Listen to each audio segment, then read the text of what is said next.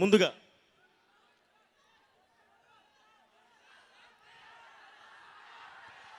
ఈ cinema first నేను ఇది చేసినప్పుడు కేదార్ నారేట్ చేసినప్పుడు అందరికీ డౌట్స్ ఉన్నాయండి.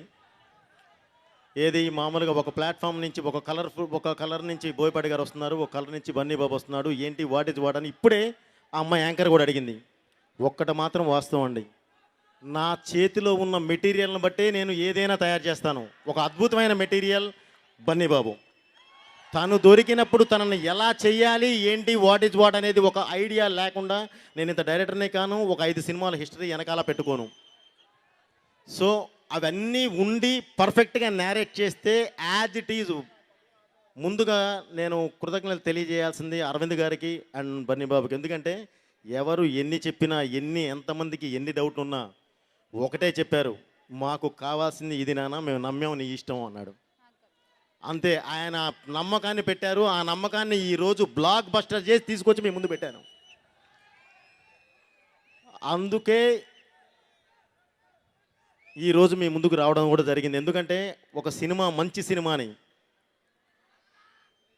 మనిషిని వస్తున్నాను మాట్లాడతాను. ఒక మనిషిలో గొప్ప గుణాన్ని పొగడటం అనేది కాదండి, అది గొప్ప లక్షణం కాదు. కానీ ఒక మనిషిని పొగడాలి అనే ఒక మంచి గుణం ఉందో చూడండి, అది ఉన్న ప్రేక్షకులు ఈ విజయవాడ ప్రేక్షకులు, అది ఉన్న ప్రేక్షకులు మన తెలుగు ప్రేక్షకులు. అంటే మనిషిని ఎంత ప్రేమిస్తారో, ఒక మనిషిని ఎంత ప్రేమిస్తారో ఒక మంచిని కూడా అంతే ఆదరిస్తారు. అదే మన తెలుగు సంస్కృతి. అలాంటి ఒక మంచి సినిమాని తీసుకొచ్చి మీ ముందు పెడితే ఈరోజు నెత్తి మీద పెట్టుకొని చేశారు. అంటే 100 crores గ్రాసు దాటి వెళ్ళిపోయి ఇంకా రికార్డ్స్కి ముందుకు వెళుతుంది అని అంటే దానంతటికీ కారణం మీ అభిమానమే. ఒక మంచి సినిమా తీస్తే మీరు ఎక్కడ పెట్టుకుంటారు, దీని ద్వారా మీరు తెలియజేశారు. మీరు ఎంత ఇది చేసినా, మీరు ఎంత మాకు ఒక మంచి తీసుకెళ్ళి గ్రాస్ ఇచ్చారు, షేర్స్ ఇచ్చారు, లేదంటే మాకు ఇవి ఇచ్చారు అవి ఇచ్చారని చెప్పి ఎన్ని ఉన్నా కూడా అవి పొరపాటును కూడా మేము మనసులో పెట్టుకుని పొగరుగా ఫీల్ అవ్వండి. బాధ్యతగా ఫీల్ అయ్యి నెక్స్ట్ ఒక మంచి సినిమా ఇంకోటి మీ ముందు తీసుకురావడానికి ప్రయత్నిస్తాం. తప్పకుండా ఒక మంచి సినిమా మీ ముందుకు అలా తీసుకొస్తానని చెప్పి మీకు కన్ఫామ్ నేను హామీ ఇస్తూ,